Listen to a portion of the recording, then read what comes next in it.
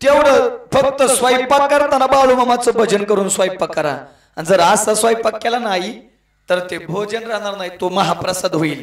आणि ज्याच्या घरी असा महाप्रसाद खाला जाईल का त्या घरी साक्षात माझा आत्मापूरचा बाळूमामा आल्याशिवाय राहायचं. वाटत असेल देवानं आपल्या घरी यावं तर तसं. आणि मी मोगम बोलत नाही बरं का. अन्न दोष अन्न महात्म्य, भूमिदोष भूमी महात्म्य, संघ दोष संघ महात्म्य मान्यच करावं लागेल. फक्त माझ्याकडे तेवढं सांगायला वेळ नाही. आणि अजून एक फायदा सांगू का.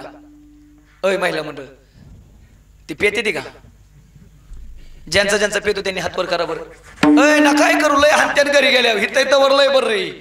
घरी गेल्या फक्त आपण इथं डोक्यात ठेवायचं, बाई माझा पेतो गई. फक्त पेत असेल तर एकच सांगतो, एवढंच बाळूमामाचं भजन करून 2 महिने स्वयंपाक खाऊ घाला. जर नाही ना 2 महिन्यात सुटली, फक्त मामावरती विश्वास ठेवा, तर आपलं आजचं पाकिट परत आपल्याला महागारी मागायचं. फक्त प्रामाणिकपणे 2 महिने.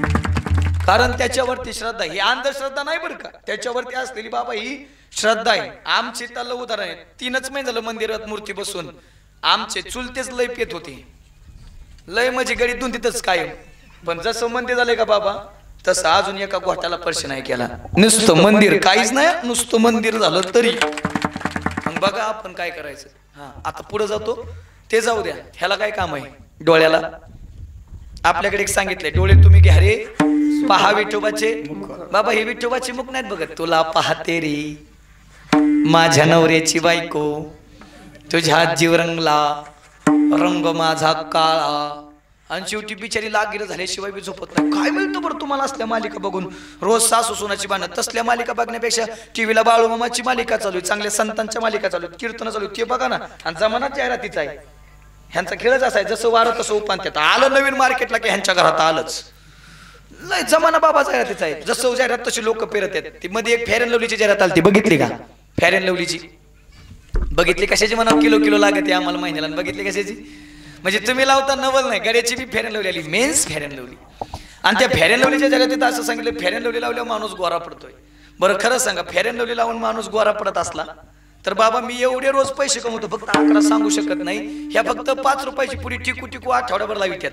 मी रोज सकाळ संध्याकाळ अख्ख्या फेअर अँड लवलीच्या टप्प्यात पालता उलता झोपून 2 टाइम आंघोळ करू शकतो. मग मी असा काळा राहिलो असतो का? ते अजूनही म्हणते त्या फेअर अँड लवली मध्ये अमेरिकन बाईचा शिंबूड असतो. पुसले रे नेम्याने पुसले रे, आता खरे चेहरे दिसल्याशिवाय राहायचे नाहीत. विनोदाचा भाग सोडा, अजून बी एक ती जाहिरात आहे पार्लेजी बिस्किटची. बिस्किट खाल्या म्हातारी उड्या मारताना दावली जाहिरातीत. बरं खरं सांगा, बिस्किट खाऊन म्हातारी उड्या मारित असती तर म्हातारी आपण किराणा दुकानात नसती वे जापानली, खा बिस्किट मार उड्या. त्याच्यापेक्षा बी एक जाहिरात पुढची, शाहरुख खान तो थम्सअपच्या बाटलीत झाकण काढतो, 2 गोट पेटून हवेत उडतो, सांगतो डर क्या आगी जीत है. बरं खरं सांगा, थम्सअप पिऊन जर माणूस हवेत उडत असता तर आपण गाड्या कशाला घेतल्या असत्या? माझ्यासारख्या डायरेक्ट घरी 2 बाटल्या टाकल्या असत्या. दुसऱ्या बाटल्याकडे जायचं ना, मी थम्सअपच्या म्हणतोय, डायरेक्ट तिथूनच उड्डाण हाणलं असतं. जय हनुमान अडचण काय.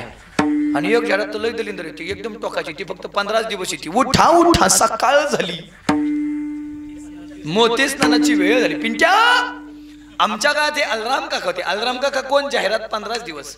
दिवाळी झाली ती मोती साबण कुठं जळतो आणि मोती साबणाचा कंपनी कुठं जळतो. विनोदाचा भाग सोडून द्या, पण एवढा मोठा मोल किमतीचा नरजन्म मिळाला. कशासाठी मिळाला? दिले इंद्रिय भजनासाठी मिळाला. आणि भजनासाठी वापरत नसाल तर या देहाची निरर्थकता आहे. महाराज लक्षात आला.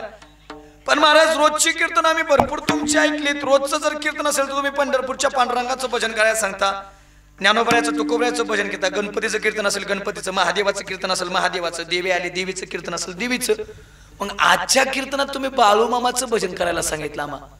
आम्ही बाळूमामाचं भजन तुमच्या सोबत केलंय, पण बाळूमामा नेमके कोण आहेत आम्हाला पटवून द्या, म्हणजे आम्ही निष्ठेनं त्यांची भक्ती करेल. ऐका बाळूमामाच्या मुखातलं वाक्य आहे. अरे ऐका, तुम्हाला वाटत असेल पंढरीचा पांडुरंगन बाळू धनगर वेगळाय, तसं नव्हं. तुम्हाला वाटत असेल काशीचा काशी विश्वेश्वर बाळू धनगर वेगळाय, तसं नव्हं. अरे तुम्हाला वाटत असेल वृंदावनचा भगवान श्रीकृष्ण बाळू धनगर वेगळाय, तसं नव्हं. जो पंढरपुरात विटेवर कटेवर हात देऊन उभा आहे तो पण हा बाळूमामाचा आहे. जो काशीमध्ये काशी विश्वेश्वर आहे तो पण हा बाळूमामाचा आहे. आणि जो वृंदावन मध्ये भगवान श्रीकृष्ण आहे तो पण हा बाळूमामाचा आहे. फक्त वेगवेगळ्या काळामध्ये जगाचं कल्याण व्हावं या हेतून आम्ही वेगवेगळे अवतार धारण केले. नाहीतर तुम्ही कोणाची भक्ती करा, ती या बाळू धनगराला पोच झाल्याशिवाय नाही. लोक म्हणली साधा धनगर कुटुंबातला माणूस आहे, खांद्यावर गोंगडी, गुलाबी डोक्यावर फेटाय, हातात काठी आहे आणि स्वतःला महादेव समजतोय डायरेक्ट. असं कुणी उठल महादेव म्हणल. आणि बाबा संतांवर लोक देवावर लोकांचा विश्वासच नाही, कारण त्यांना वाटतं आपल्यासारखे दिसतात. पण संत नवती जगा मानस, समुद्र नदी नव्हे पैगा, पाषाण म्हणून नाही लिंगा किंवा दोन्ही दिसती सारखी वर्म जाणे तो पारे. बसले संतन आपण दिसायला बाहेरून शेम असलो तरी अंतरंगातल्या क्रिया मात्र भिन्न आहेत. बाळूमामा पुन्हा सांगितलं, अरे ऐका, तुम्ही मला मानल्यानं देव हाय असं होत नाही आणि तुम्ही मला न मानल्यानं देव नाही असं बी होत नाही.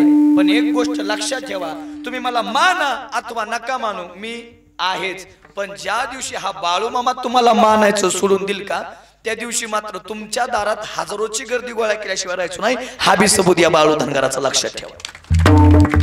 कारण बाळूमामा अवतार महादेवाचे आणि महादेवाकडे खातो कोणतंही. विकास महाराज देवडी कधी उचलायचा, कीर्तनात उचलायचा का, गाडीत उचलायचा का, घरी पलंगाव झोपल्या उचलायचा, कुणाच्या हातात आहे? म्हणजे मला एकट्यालाच उचलणार आहे का? तुमचा बी कार्यक्रम कधी टप्प्यात आल्यावर लावायचे कुणाच्या हातात आहे? बाळूमामाच्या हातात आहे. आणि अजून बी बाळूमामाचं पटवून देतो. लोक म्हणले अरे कसं शक्य आहे?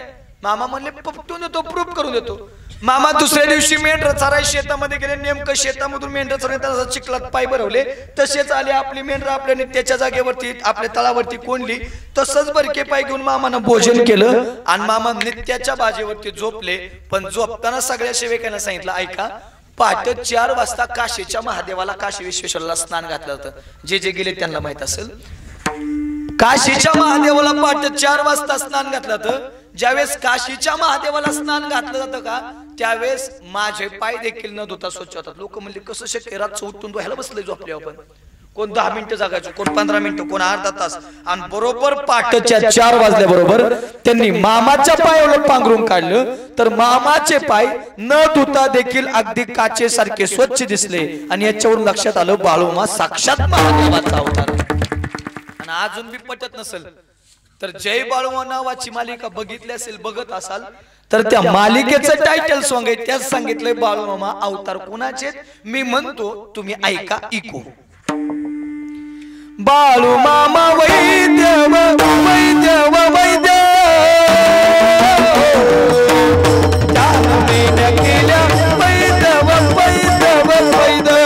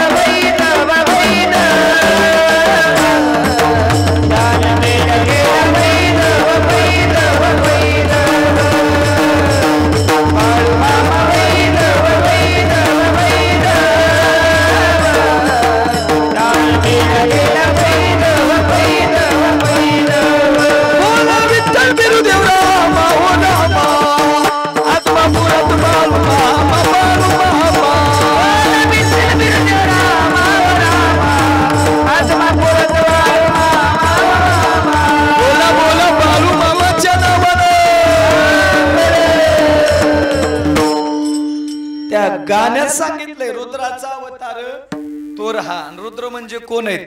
साक्षात महादेव. मग मामा झाले अवतार कोणाचे? महादेवाचे. आणि या गीतात अजून एक शब्द आलाय, बाळूमामा वैद्य. वैद्य म्हणजे कोण? डॉक्टर.